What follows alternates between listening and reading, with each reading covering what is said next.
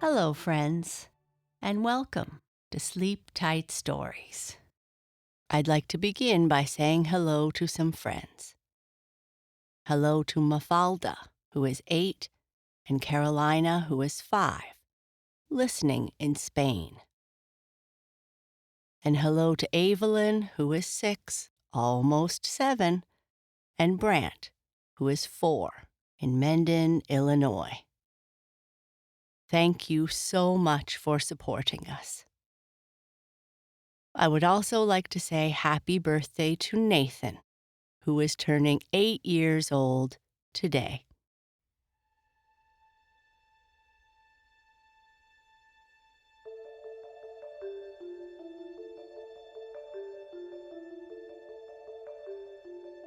We are continuing this week with Chapter 5 of Cat City.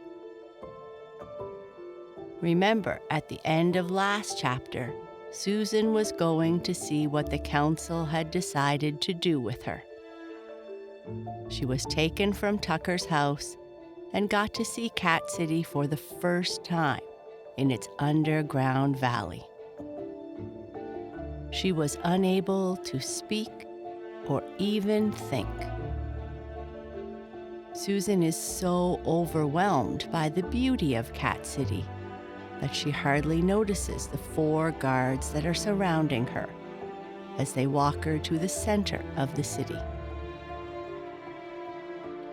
She is fascinated by everything she sees and asks some questions to learn more, until Cynthia, Tucker's mother, says, "No more questions."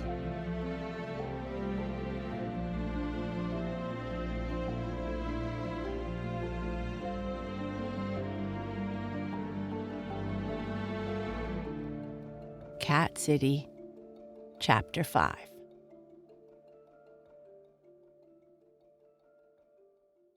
Susan stumbled often as she followed her cat guards and Tucker's family down the long, winding street to the center of the city. She was hardly aware of the 4 large cats surrounding her, guards sent by the council to keep her in line. They were waiting for her at Tucker's front door, but they needn't have bothered.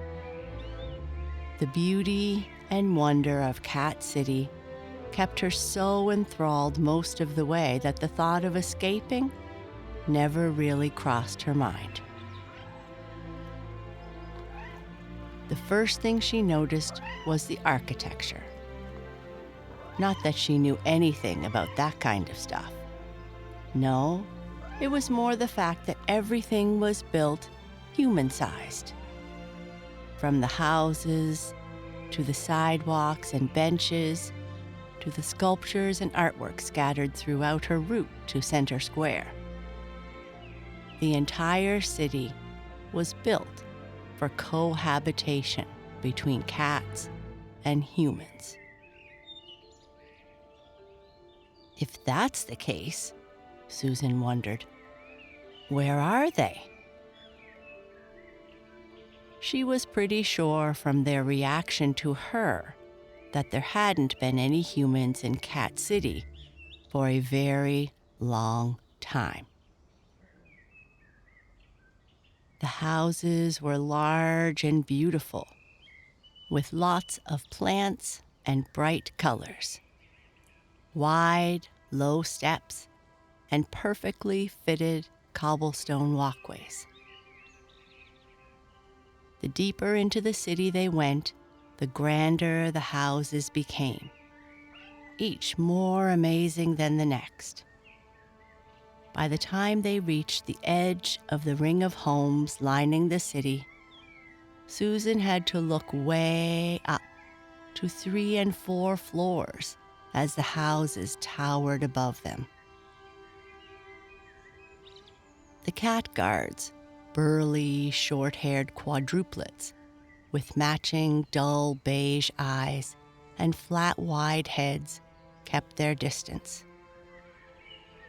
Susan guessed they all had to be from the same litter, as each of them were the same drab, browny-orange color.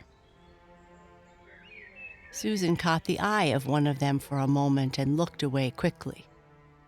She loved cats, but these ones wouldn't hesitate if she tried to get away, she was sure. Something in the guard's eyes made her even more afraid than she already was. It was almost easy, though, for Susan to forget her fears walking those streets. Cat City was a miracle, she thought.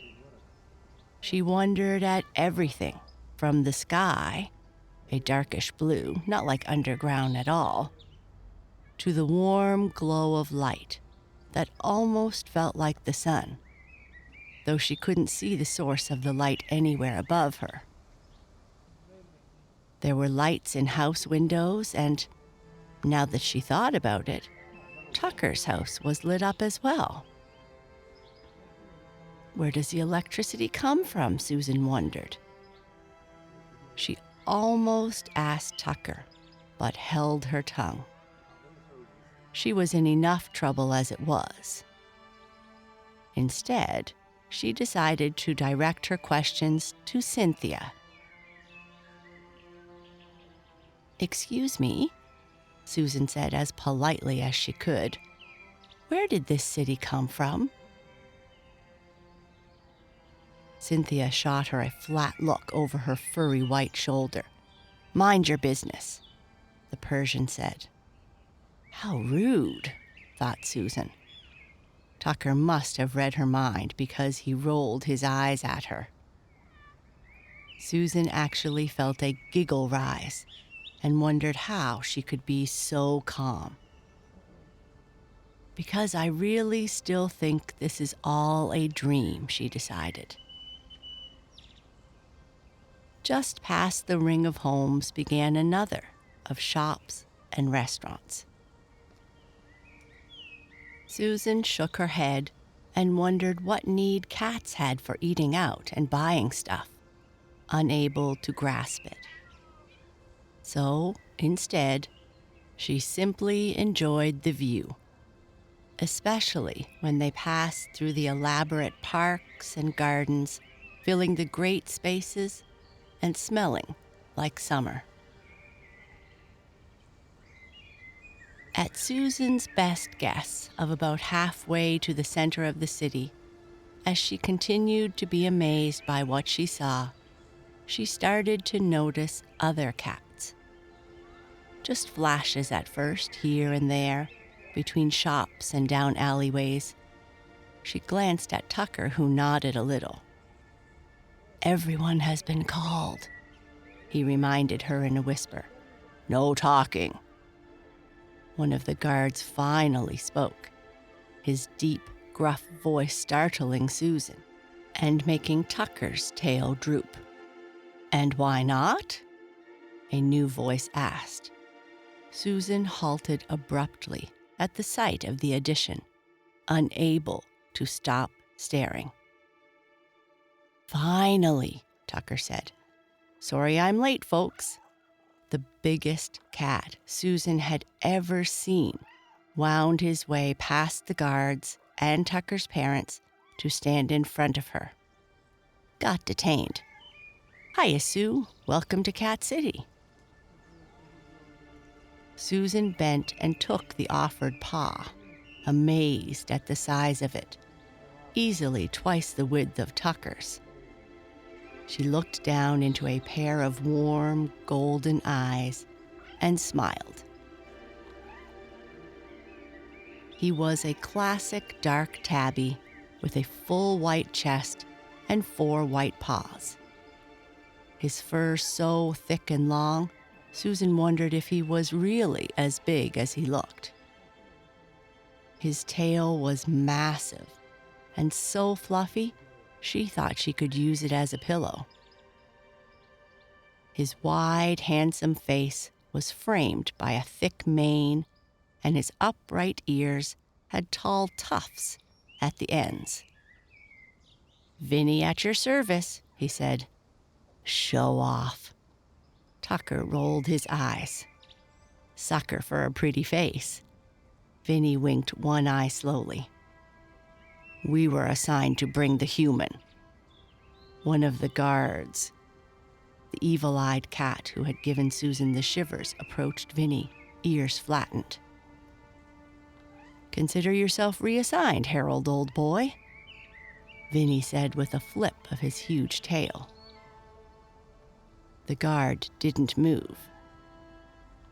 Vinnie turned slowly and faced him, his broad white chest filling, tail starting to thrash as a low growl started somewhere deep inside him.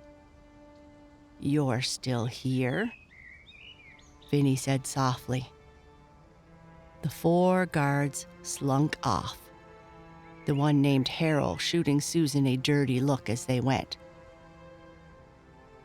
Vinnie shook himself, now softly purring, eyes half-lidded in pleasure.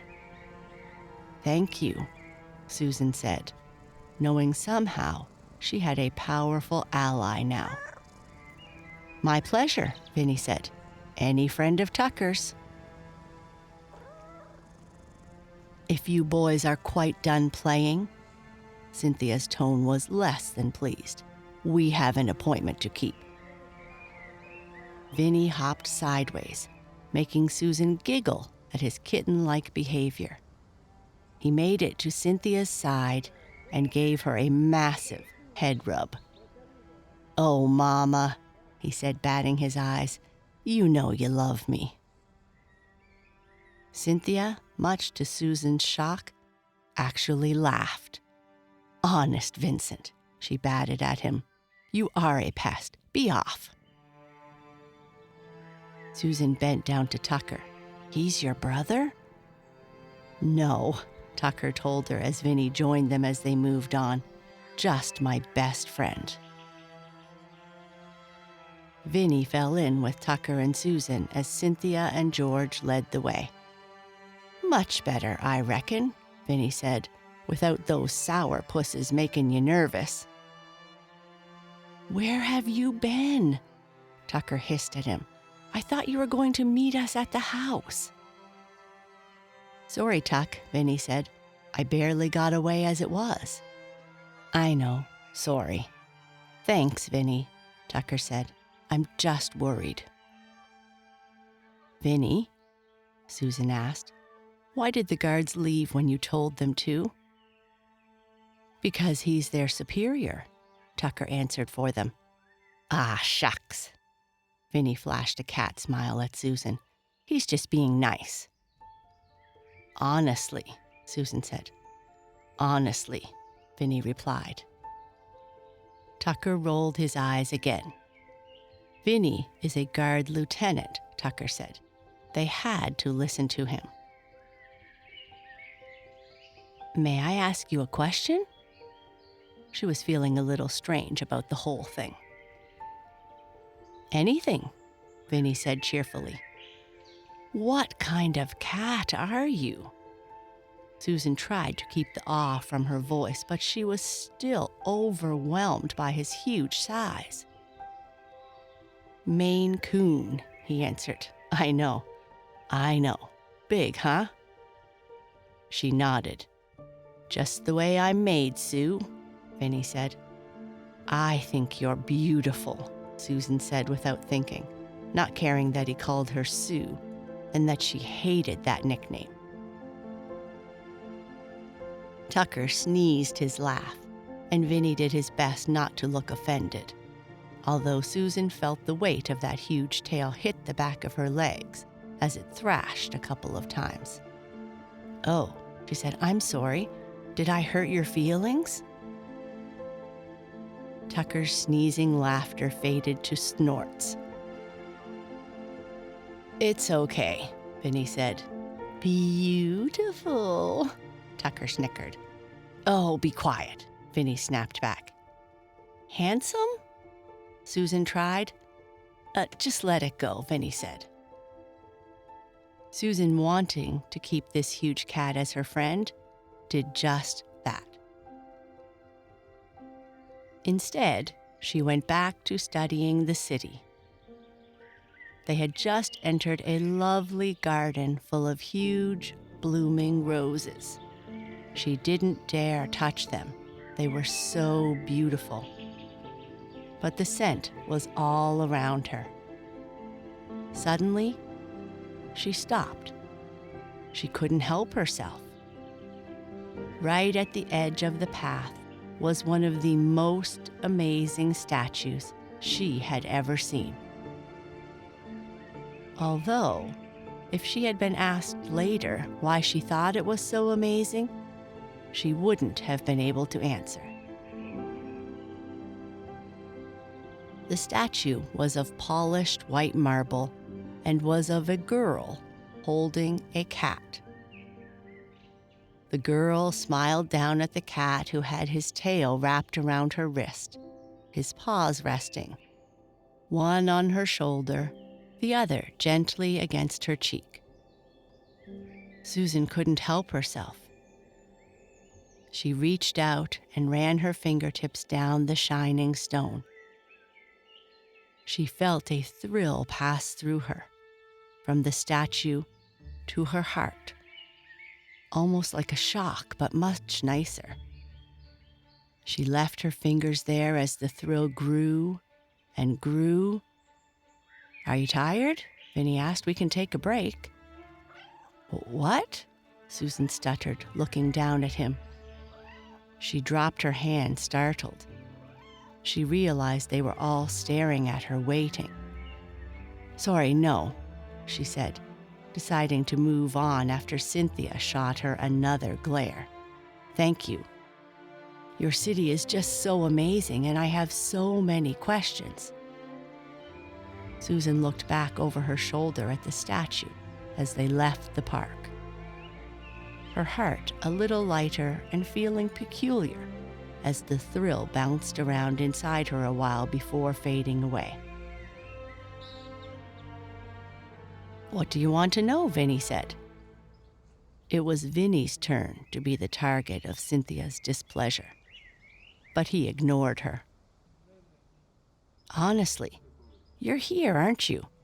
Not like we can deny you've seen us or Cat City."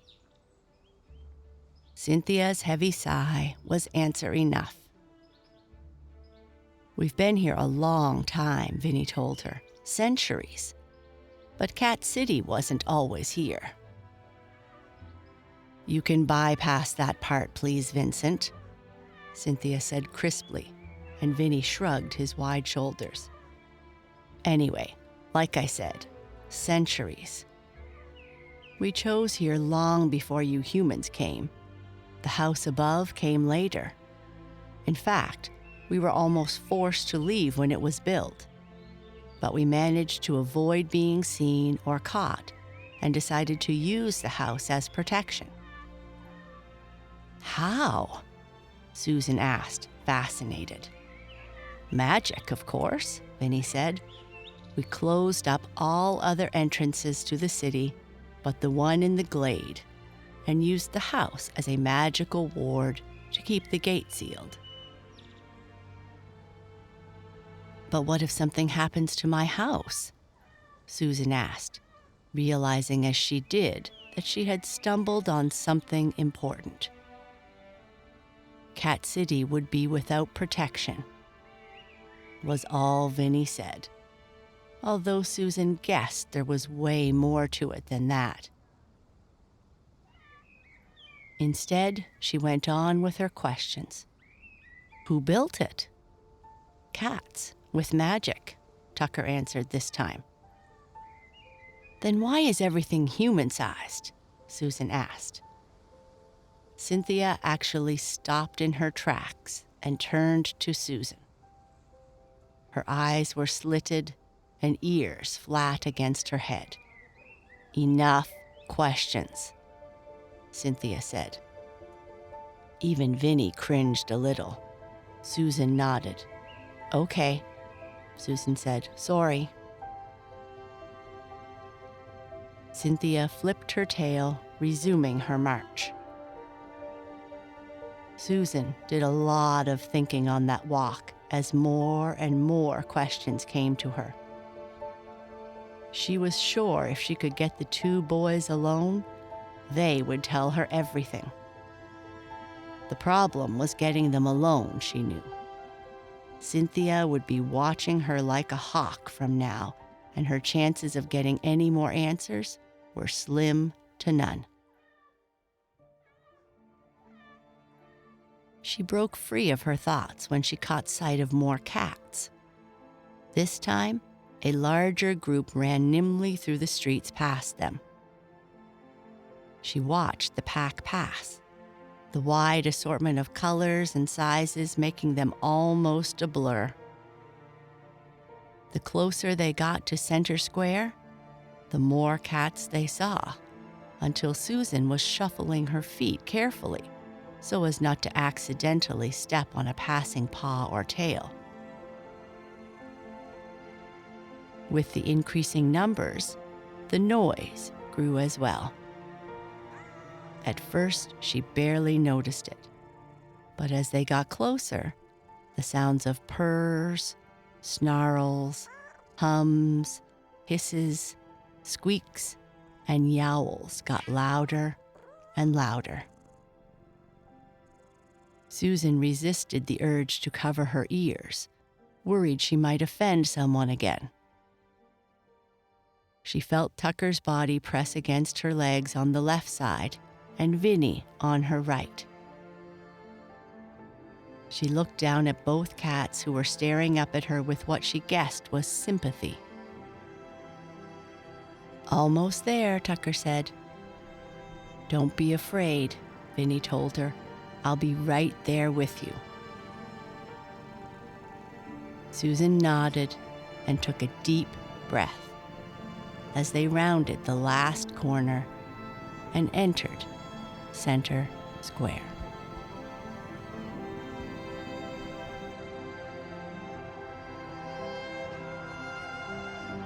Good night.